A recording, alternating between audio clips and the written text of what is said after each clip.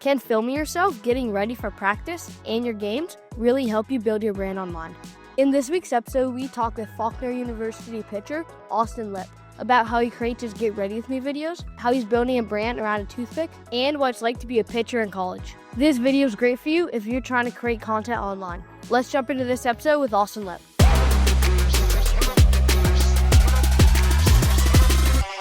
Before we jump into this week's episode, I want to tell you all about Athlete Creator Club. This is our newsletter where we share the strategies that we're learning from guys like this week's guests, Austin or Max or Bryson, or all the college athletes, the high school athletes, and the pro athletes, and what they're doing to build their brand online. If you want to do that too, start creating videos, start getting fans, start getting brand deals, this is the newsletter you need to read. Just go to Brolletts.com, sign up. It's free. Now, let's jump into this week's episode with Austin Lip. How's the season going? What's been the highlight to start the year? So I would say since transferring into my new school this year, no offense to my last school, but this is just a whole step up, a new level. Playing against guys from all over the world. We have a huge diversity of our team. We have guys from all over Latin America, Mexico, Canada, North America. Like, it's pretty crazy. And I'd say the success rate is definitely off the charts. We are obviously one of the best teams in NAIA. And I think being able to come together and gain knowledge from all my teammates is just a new stepping stone for me. I would say our highlight right now is our record. I think we're like 20-4. Like, I think we're ranked like number 8 in the country right now. So I'd say that's definitely a highlight so far. Obviously, we have a long way to go over the season, but it's a great start we have. Did you really get caught stealing this season? What happened? Yeah, I did. So that's actually hilarious. I was actually gonna make a post about that, but I didn't want to get heckled. So I used to be a two-way, and then I came in this season, and my coach saw me pitch. He's like, "All right, we're gonna make you a PO because I'm a left-handed pitcher." He's like, "You're way more valuable as a pitcher to us than a hitter because props to our outfitters are absolute studs. So you gotta be realistic sometimes." So we actually were down a couple guys due to injuries and stuff, and this was an away game, so you can only travel so many people. So it was like the 9th inning, and my coach comes up to me. He's like, I'm in my turf. So I pitched yesterday. My coach was like, "Hey, Lip, get your cleats on. You might have to run." I'm like, "Huh?" I'm like, "You're talking to me?" He's like, "Yeah." And I was like, "All right." So I go down to the bullpen, and all my bullpen guys, they're like, let's go. They're all hyping me up and stuff. And I get my cleats on, and I'm like, all right, there's 2 outs in the 9th, My catcher, Mook, I was like, all right, dude, you get a hit, I get on. You don't, I don't get on, So he ropes the ball. We score another huge run, and I'm going out there. I'm left-handed, and I have to use like a right-handed C-flap helmet because I don't have one. And I go out there, and it felt like I had a VR set on because I haven't base ran in so long. And I take the first pitch, get a good lead. All the boys are rooting me on, and then my coach, gives me the steal sign, and my head coach looks at me and goes, "Give me the steal sign," and I'm like, "Oh shoot, I got to steal." And I didn't get the biggest lead. I got a good jump. Everyone hyped me up. And then, I was hosed. But I would say if we had instant replay like D1 or MLB, I think I was safe. So That's awesome. And we saw that. We were looking at the box scores and stats, saw that, and it was hilarious. I was like, I think it says caught stealing. Yeah, never forget that moment. I took pictures of my pants because they'll never be that dirty again. So that's awesome. How did you end up at Faulkner? What was your recruitment story? So that's a great question, Colt. So I was very undersized coming into high school. I was probably maybe 5'3", 5'4" my sophomore year.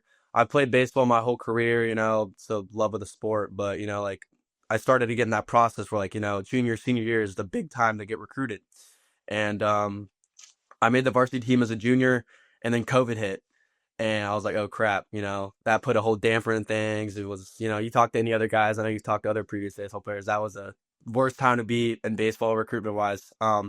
So, I ended up that summer not having a season. That summer, I would try to go as many recruiting camps as I can. I went to some PBRs, some straight-up school camps that were held, had our mask on, playing baseball. It was a wild experience. But, yeah, I had a good amount of D3 offers. I had a JUCO and then a couple NAIAs, and I decided to go to a D3 in Ohio, which is like an hour and 20 minutes because I'm from Columbus, Ohio. And I was blessed to be able to go there. I spent 2 years there. Love all my guys, love all the coaching staff, but sometimes you just need a change of scenery, exposure, experience, atmosphere. And this was before NIL, so I did it for a good reason. All these NIL people, money, all that stuff. And But I did it for a good reason. Then I took a gap year, and then to train, obviously to work on my craft. And then I emailed a bunch of schools, had a couple offers, and then Faulkner, Coach Villa, great guy, great coaching staff. Love all the guys I visited. And it just felt like home to me. So it's been awesome ever since I got here. Love the guys, love the atmosphere, love the experience so far. So Love that. What happened from like a development standpoint in like the gap year? Like, did you actually use that to like get stronger and like the craft, or was it more of just like, hey, let's go have some fun for a year, what was that gap year really like? yeah, that's a great question. I get that asked like a lot actually. So I took the gap year to train and, work on my craft, build up muscle. Cause I've always been a skinnier guy. So like, it's really hard for us to like gain weight and stuff, especially if we're not eating 24/7, lifting 24/7, on our stuff. But it was also like a mental thing for me. Like sometimes you're just, doing day by day, 24/7 baseball school. And sometimes you get drained. And I didn't have the best opportunities that summer. So me and my dad decided I was going to take a gap year, and it worked out in my favor. I got to fully relax, figure out some things with baseball, figure out what I'm doing, get some help, get in contact with people, and fully sit down and have a full recruitment process instead of like you have a month to find a school. I had like, 6 months to 9 months to really sit down and really gather, because it is a big decision. I mean, Cole, like when you get to that level, it's like, it's your home, it's your new home. Like you don't got your parents, like you got to go with a good group of guys, a good atmosphere, someone that's going to make you better, get exposure, experience, and it was for the better for me, and I'm glad I take it. And I was young too. I graduated high school when I was 17, so I had time on my hands. So Yeah, sounds like it was a good use of the gap year. I like that. Where did the toothpick come from? I actually have a bunch. I just have a bunch, in my room. So that's a good question. I get that a lot. So my dad, it kind of runs in my family. My family is Italian, kind of toothpick, New York kind of vibe. My dad always had one. My grandpa always had one. And then I'd go to like restaurants, and like they have like the toothpick dispensaries that you get at the restaurants. I would start getting those. And then I'd say like 3 years ago, when I was posting on TikTok, I like had one in my mouth, and I was just posting one with a toothpick in. And then I did it like twice, and then the video like blew up. And then ever since then, everyone's like, "Where's your toothpick? Where's your toothpick? What's going on?"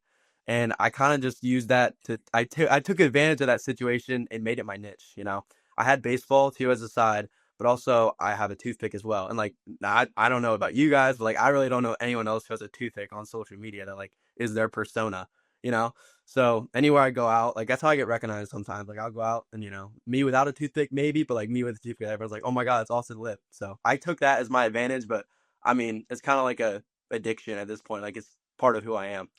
That's so funny. We're gonna talk about like opportunities, sponsorships, things like that. But like, how do you not have a toothpick sponsor? Like, you gotta think there's somebody who's been on like Shark Tank with like flavored toothpicks that needs Austin Lip, putting TikToks out. Yeah, no, so I've got a bunch of toothpick companies that have sent me like free products and stuff like that. I'm actually working on in the process in the next 2 years of actually making my own toothpick brand.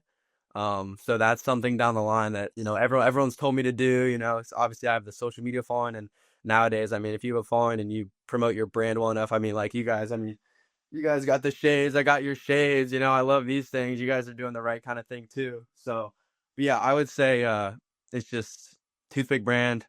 And it's something that they reach out to me, I take advantage of, but also like the thing is, it's funny because the companies have sent me toothpicks, and I like dissect them, like experiment, be like, what is good for me? What should I do compared to flavors? I've even asked my friends like what flavors they would want in toothpicks. So it's just a lot of stuff going on, a lot of stuff to process, but that's something in the works for sure.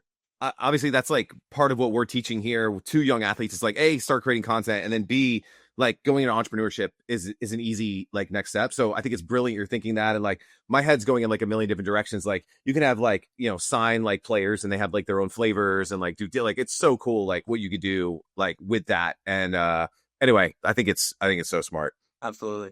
Let's start talking about your content. When did you first start creating baseball content? This is a funny story. I was hoping you'd ask this question, Colt. So I started posting TikToks in April of 2021. And funny story, I had TikTok before that, but my dad, shout out to him, he made me delete it because, it was starting to blow up, and it, the whole security thing of information and all that stuff. So I started posting behind my dad's back.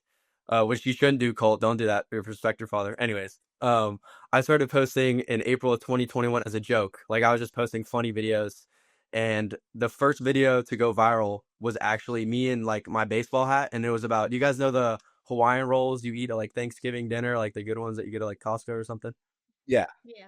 Yeah. So my first viral video was just a video about Hawaiian rolls, and it had like 200K, and I was like, oh, I kind of like this.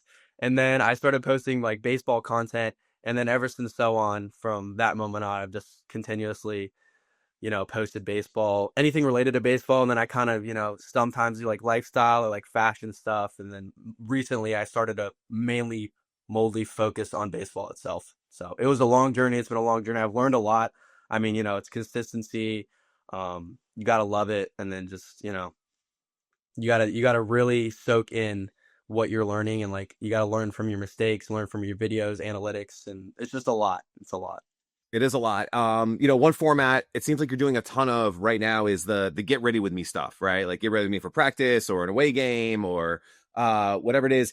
How did you kind of land on that format? It seems to be a good repeatable format that you can consistently do, and the views seem to, follow, and it's trending in the right direction. So talk about a little bit about that format. Exactly. I've had absolutely. I've had highs and lows when it comes to posting. I mean, any creator has their highs and lows. Whether it's something works, you try something new, it doesn't work, and then you go back to something that does.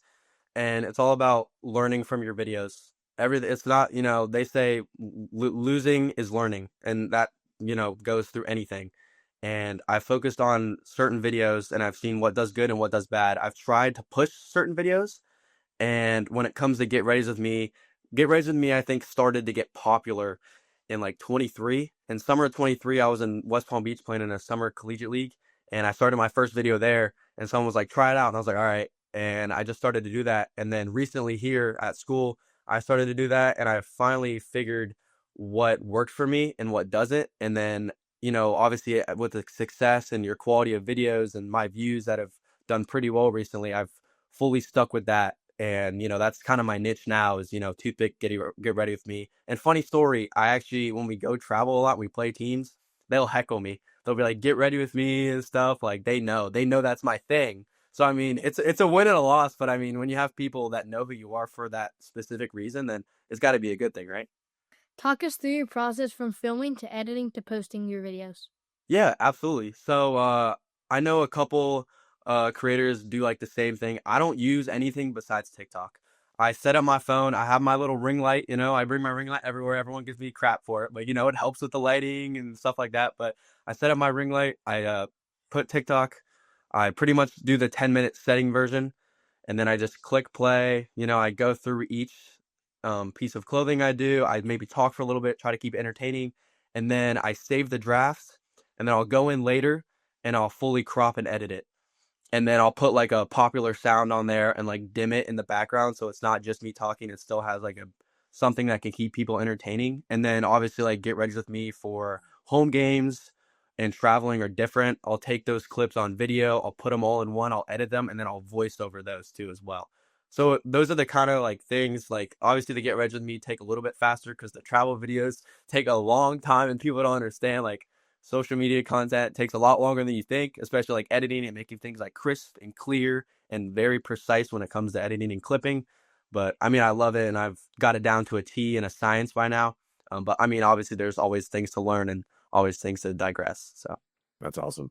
What do your teammates think about you having a camera around and posting videos? obviously when you go to new teams, it's new. The guys didn't know I had social media, like a social media following per se, until like 2 months in.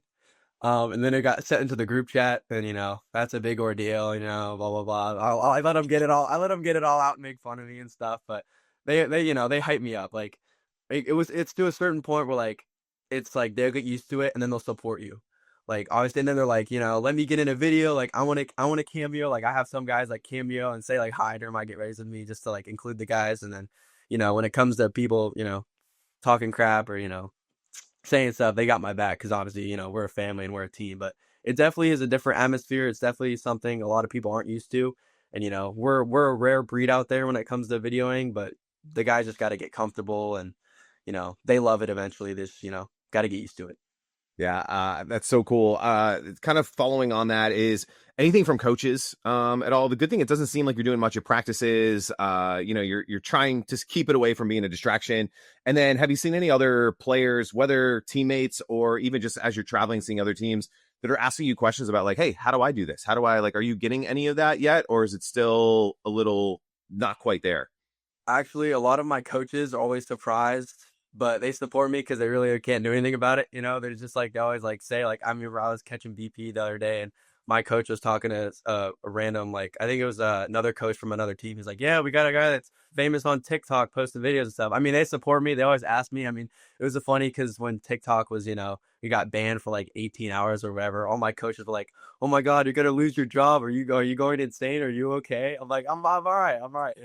Like it's like my life, but other than that, when it comes to other teams and other players in general, I mean, ever since I had a decent following, it was consistent since 21. I mean, people would always ask me questions, it comes to like, yo, how do I do this? Like, how do you make these videos? Like, how do I get started? And obviously, like, I'll be nice. I'll tell them how I did it. I'll be honest. I'll be like, yo, it's a lot more time than you think. You got to be fully consistent about it. And I think the most important thing is you can't care what other people think, because there's a phase that you'll go through where you're not gonna have a lot of followers, but then it's gonna go from, they're gonna judge you and then they're gonna ask how you did it, you know, and it's all about consistency. You're gonna have to go through that grind where I remember when I started, I had like 1,000 followers and people were making fun of me, and then I hit 20K and everyone's like, "Whoa, how'd you do that?"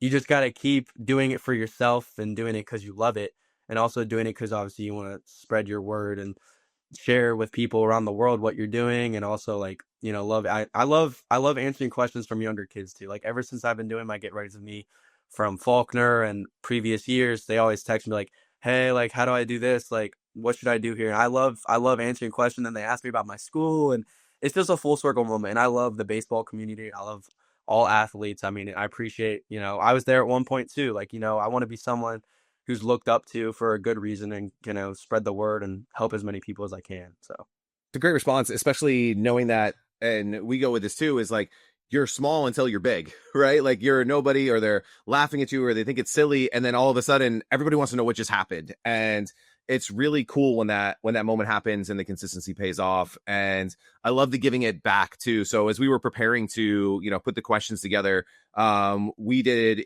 he'd never done a getting ready with me video. We did one last week, maybe the week before, and we were literally watching your videos. We've had like 3 or 4 of them, and we are like, all right, so he does it like this, and then it's like this, and it was one of your most watched videos like in a while on TikTok. And it was just cool, like seeing someone else's format. All right, like we want to get to know you and learn about like what you're doing, and then trying it. It was just super cool. So it is cool, like, that you enjoy giving back and like helping others, and from that whole side. I love giving back. And I think the thing that I would give advice to you for with Get Ready With Me videos for you is, make something unique about yourself. Like, I do it a certain way in order with certain clothing pieces, but you could like switch it up and do it, like, make it your own kind of video, but also you could follow the type of format that I do. You just want to make it yourself and, like, make it your own little niche, but intertwined in the same thing as, hashtag Get Ready With Me, Getting videos with 1 million+ views. How did those happen, and what was it like seeing them start to really take off? It's really surreal, to be honest. I mean, I still get goosebumps sometimes when I look, and I mean, I just had a video, I think, over 400K. And I mean, I've been doing it for 5 years, and it's just like, it's really insane to think about, like, yeah, like social media, everyone's on scrolling, but like when you see that number, when you see that million number, like, that's like, wow. Like, and sometimes, to be honest, sometimes it's like videos you don't expect to blow up, because when people put too much time, and when it's like you're like jinxing it, like, oh, this video is definitely gonna blow up, and then you're like, oh, like, I didn't put that much time in it, but it's still a good video. That one blows up just because the algorithm is weird. Social media itself is weird, but it's a blessing, like, I mean, it's a blessing to be able to continue to do what I do, and as many people see my content as I put out there, and that's what it's meant to do, inspire people to post, inspire people to play baseball, be different, make it yourself, be yourself. But yeah, it's still surreal, and it's a blessing, and I love it, still love it to this day. From your content, have you done any brand deals or sponsorships? Yeah, so I don't know if you could see here, I've done like plate crate stuff. I'm working with Pitchers Only Apparel right now. They're a big company for POs. I just became a PO, so I had to reach out to them, do my thing. But I'm trying to work with Baseballism and a couple other brands. It's just the thing is that when you make your niche like so like strict and stuff, which is good. Like I'm glad I made mine baseball because there's so many companies out there that reach out to you that love like us. Obviously, if you're succeeding and you're consistent and they like that and they know that you'll get views or you'll help them obviously spread their apparel or whatnot and their brand. It's definitely been a blessing. I've definitely honestly started to spike up here in the last couple months. I've got more than I ever have. To be honest, I mean, obviously I'm doing something right and I'm glad. And obviously you guys reached out and it's a blessing and I really appreciate that as well. But yeah, no, brand deals are super cool. I'm working on more and I'm getting the gist of more, like emails and obviously getting things done. That's another thing is brand deal videos, like those take a long time too. And a lot of thought process too. Cause like you want to make it good enough where you're going to get views and you're going to make the brand happy. And it's not like you're just doing it because you want the free product. So you got to respect and obviously benefit each other. So that's a lot. That's another situation too. That's super cool. I want to obviously like we're living in like an NIL era. There's brand deals.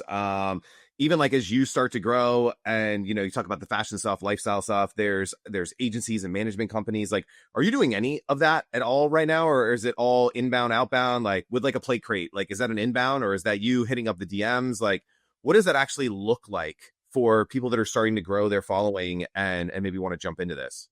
You definitely have to go for what you want sometimes. Not everything is going to fall in your hands. What you can do best, in my opinion, is build yourself, build your content, build your brand, get your following, get your niche, and then you sort of correlate what brands are best fit with you. And obviously baseball is my thing. I've had like Plate Crate reach out to me, we got the deal. They've sent me some cool stuff. And then some companies like Baseballism and Pitchers Only I reached out to. And, it's all about, you got to go for what you want, but at the same time, you got to understand that, not every brand's going to answer you.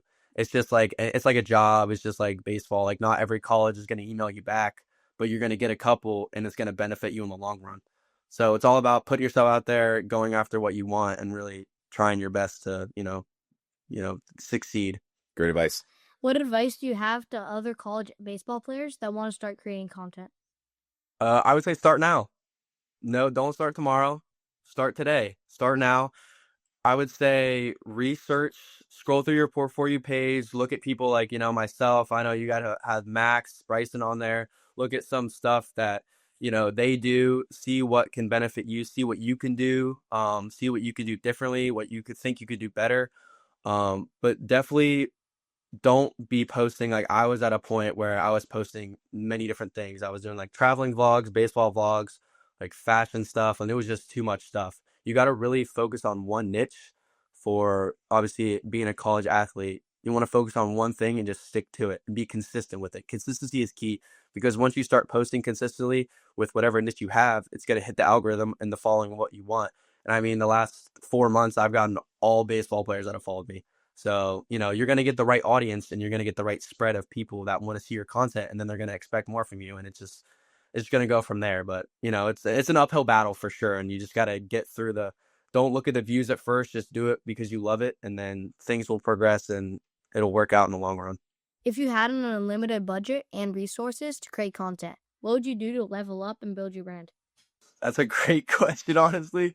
I'm not going to lie. I mean, I have a camera, like I have a Sony A1's, a Z1 1F, I think. But honestly, like, I think that the phone does the job. I mean, the thing with the phone, the people don't understand is it's so quick and easy. Like, I literally can take my phone anywhere. Like, I'm not bringing a whole duffel bag of cameras and equipment and lighting and stuff. Like, the phone does magical wonders. And I mean, I grew up in a generation a little different than yours, Colt. I mean, I was growing up, I had an iPod in 7th grade, I think. And now it's like these phones can do literally everything and anything.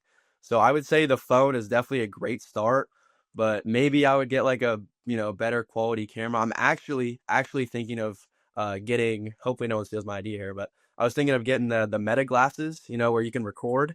You can record the Meta glasses. I was actually going to start doing like bullpens with those and try to like, broaden my content, which would be pretty cool for, younger viewers and see what like a day in the life is with my glasses on, or like a bullpen or practice or stuff like that. So I think, there's always stuff to grow and always stuff to learn and, make things better. But with what's working, don't want to push it too much. But that's a great question. Yeah, I love the idea of the glasses. I think that's brilliant. Of like, watch me do a bullpen, or a live AB from my POV or whatever it is. I think that's so cool. I think didn't Rack just did one where he like took BP at the Bananas game wearing them or something like that. But it's so freaking smart. I love that. Most people answer that question by saying editor, like hire an editor, so I don't have to do that part. There's no wrong answer, but that's the number one answer. I want to ask, like, you're kind of on, as hard as this is maybe to hear, but like you're on the back half of your college baseball career, right? So how do you see maybe your brand progressing, you continuing with content? Like, is this something you see, as a long-term play, or is this just like fun to do while you're playing baseball? Yeah, great question. I definitely have thought about that a lot, and I'm still figuring out my full answer. But because when you go to college, you got a lot of things going on, and no one really has a true plan. I mean, people say they have a true plan, but no one really knows because every day is different, and you could have some opportunities come along the way of your life.